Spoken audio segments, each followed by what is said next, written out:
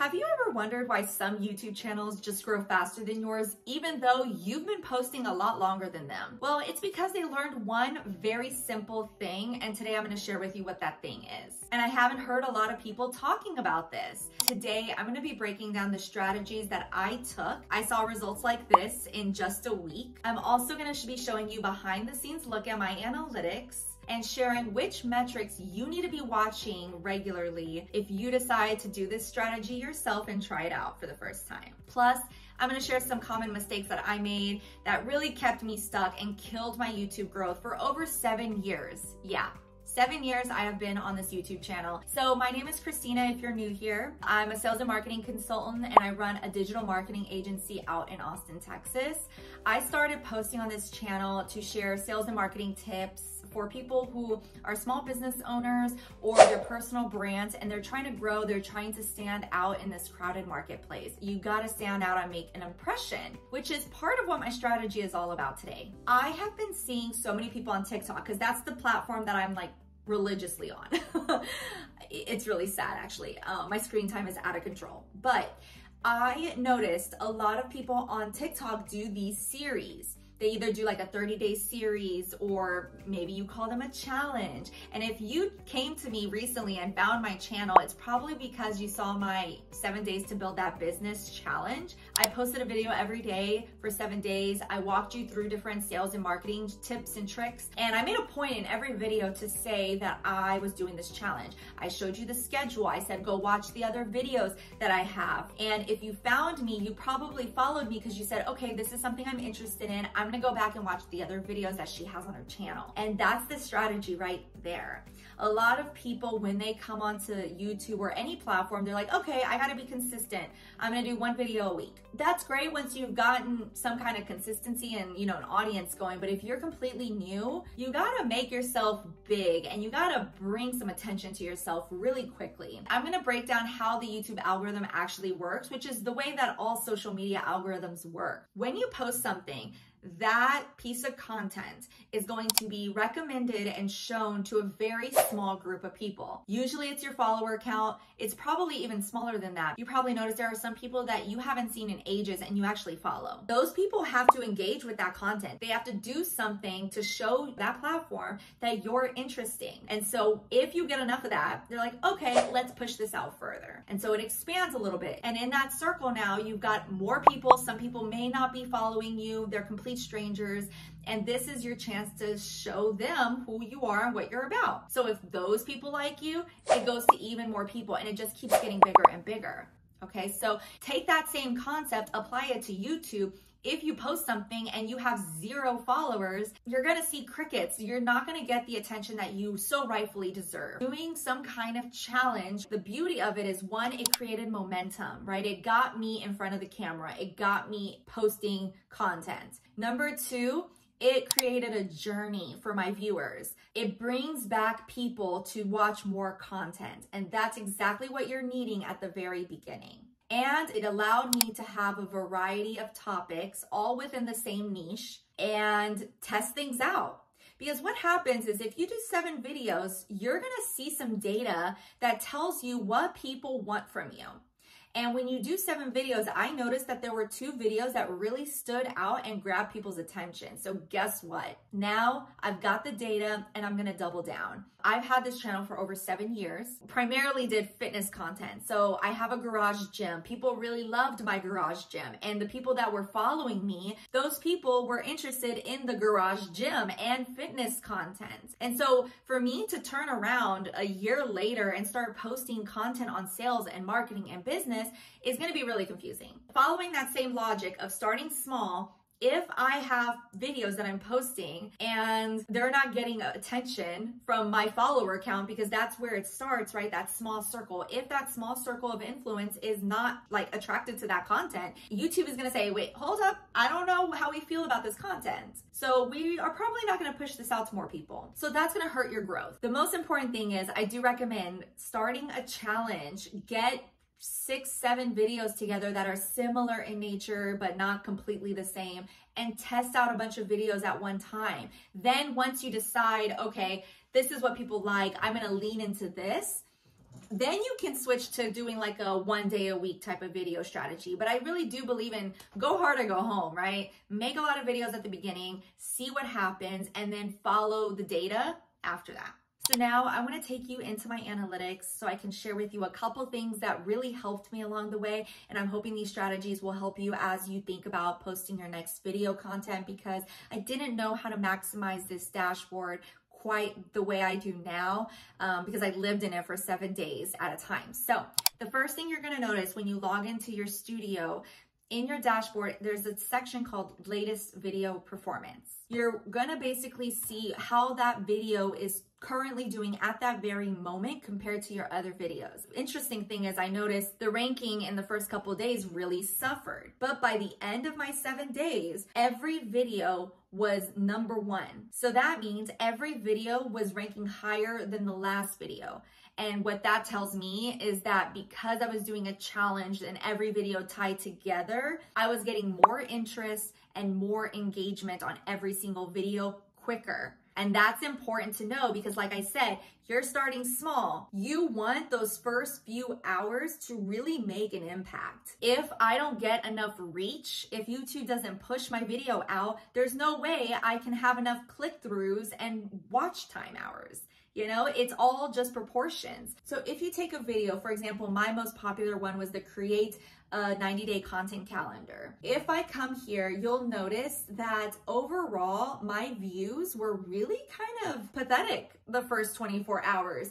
Literally, I mean, it's saying that even after basically almost 2 days later, I had 62 views. So it was like 1 view an hour, and then it shot up. It went all the way to like 653 in 2 days. I was looking at this very closely. I saw that my view count was really slow, and I go to reach, and of course your reach is going to match perfectly with your views because that's where it's getting the data from. And then it went high really fast simply because I did this one thing. I changed my thumbnail. So yeah, if your content doesn't do well within the first day, first 24 hours, I highly recommend you change something. I noticed that anytime I made a change to the title of a video, the thumbnail of a video, if I commented and like I pinned my comment with the link, anytime I did anything on that video, it pushed my reach up. It pushed my impressions. It got me in front of a newer audience. It's almost like it kind of like kickstarted YouTube, and the algorithm was like, oh, okay, something new happened on this video. Let's push it out. And I found that really interesting because I've never heard anyone talk about that. Now that may have just been a coincidence, but I saw that happen across every single video of mine. There are some videos that I was like, okay, this is just not getting me anywhere. And once I made a change, sure enough, there was a quick little boost. The other thing that I looked at was click-through rate. So my click-through rate is about, well, for the channel is around 3 to 4%. I think YouTube said about 50% of their click-through rates are between 2 and 10%. So if you're at least 2, that's a good thing. My goal is to have at least 2% click-through rates. On some videos in the first couple days, I was getting 1%, and obviously I don't like that. So I changed the thumbnail. That's what I would do is if you notice a video is not getting a 2% minimum click-through rate, change the thumbnail, change the title, play around with it. That's the beauty of these, you know, of this dashboard, that you can go in and edit a video once it's already done. There's even a section where you can cut out, you know, the beginning section, because a lot of us are very long-winded, and in the first 30 seconds, if you're not making an impact and telling the viewer what they're gonna get from this video, they're probably gonna click off of it. So I do recommend, if that's happening, test that out and delete that portion of the video so that the video starts exactly where you want it to start and you get to the point quicker, because that's how you're gonna keep people on the video longer. One other thing I did to help in that first day, I don't know, you can say this is kind of shady, but I think you got to do what you got to do if you're a new YouTuber. And if you have a very small following, it's really hard because the odds are kind of against you. I think we all have at least one other Gmail accounts. I also have friends and family that are heavily invested in supporting me and love me so much. Asking your friends and family to support by watching your videos, liking them, it's gonna help you. Because again, like I said, if you're trying to rebrand or if you have no followers at all, you need to have at least a little bit of engagement on that video early on so that the algorithm knows and pushes you out further. And so what I recommend doing, couple things. Go on all of your Gmail accounts and watch your video. Take it a step further. Everyone thinks about likes and comments. Nobody ever talks about saving to a playlist and sharing the link. And all I did was like click share, copy link. I didn't go and post it anywhere on my social media or anything like that. It obviously signaled to the algorithm, hey, this video is good enough to be shared. And so it did. It pushed it out and it got more eyes to it. Do not just go to your YouTube channel URL and watch the video directly like that. I always made a point to go to like YouTube search, and I would search like Rise with Chris and the target keywords that I was looking for, and the video always popped up, which was great. And I do recommend doing that because it kind of signals that, hey, someone is on YouTube search, they're looking you up. It's just a little bit more impactful than just going directly to the channel. I also did this in incognito. They know if you watch the video like 500 times.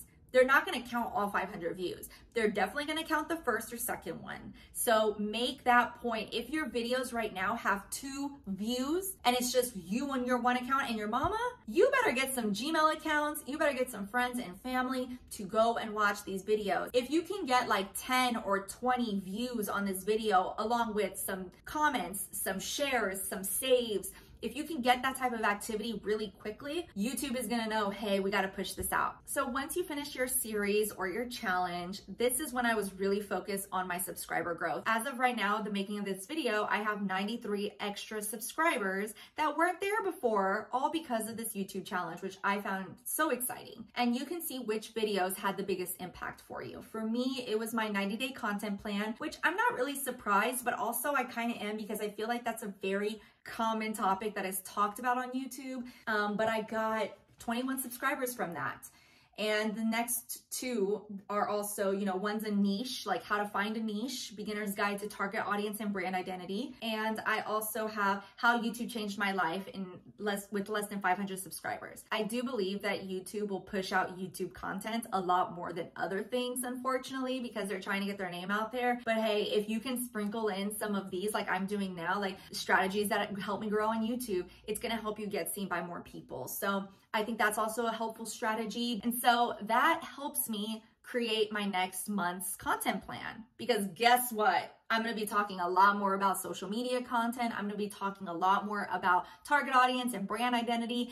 These are topics it sounds like you guys are interested in, so I'm going to lean into that. And I do recommend doing that same strategy. It's always going and reviewing your content and seeing which videos are the most popular, because that tells you what people care about. It's really simple and straightforward, but some people just don't think like that. And they're like, well, I'm just going to post what I see other people doing, or I see a viral content piece and I'm going to copy them. But if you come to your analytics and watch what's happening, you'll be surprised. It'll tell you everything you need to know. So a couple mistakes that I made.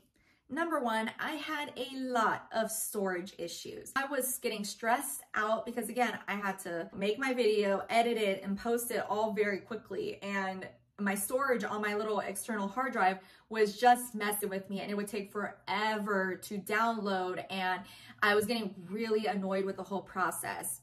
So that kind of caused me to lose my momentum a little bit sometimes. I did notice there were a couple days, like I didn't take into account the elections, and not necessarily the election itself, it was the results afterwards. I was drained and I still had to show up. So there was a couple times where I didn't post exactly on that same day, but I did what I could, and I had grace on myself and compassion. And I said, life is rough right now. So you are doing what you can. Just because you skip a day, don't make that the reason you completely stop and you forfeit the whole challenge or the journey that you're on, okay? I noticed when I started off really strong because I batched 3 videos and I was like so proud of myself for doing that. But my energy level at the end of that day was just completely drained. And you can see it in my 3rd video. In my 3rd video, I don't think I had any personality. It seemed like I was dreading being there. And so it shows, I think it shows at least. I mean, I heard a girl once say that she does like 90 pieces of content in one day.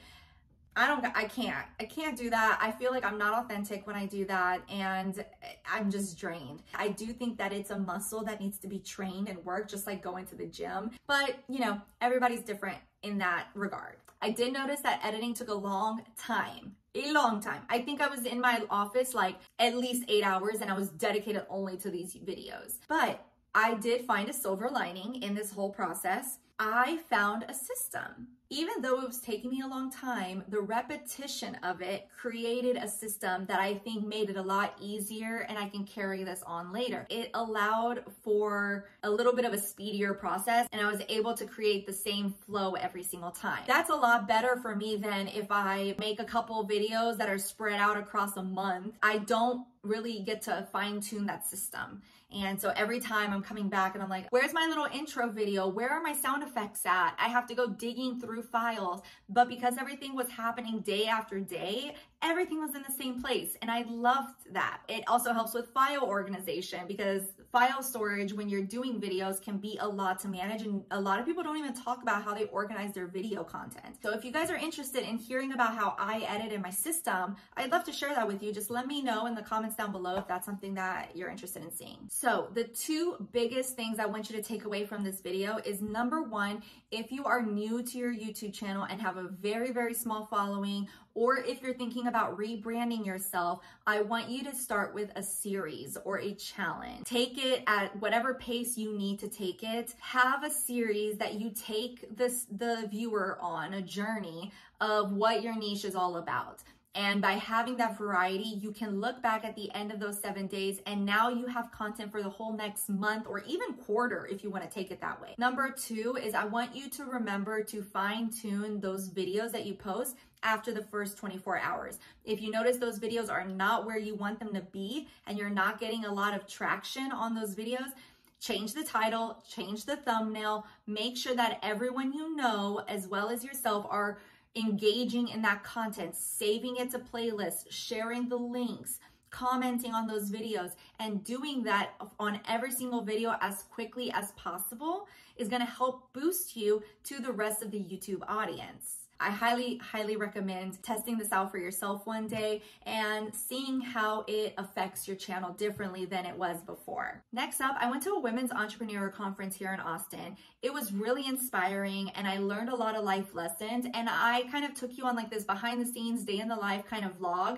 and shared with you some lessons that I learned along the way, and I hope that they inspire you to take action too. Please subscribe if you haven't done so already. Go ahead and watch this playlist right here. This playlist is going to show you all the videos within my 7-day YouTube challenge so that you can get an idea if you decide to do this for yourself.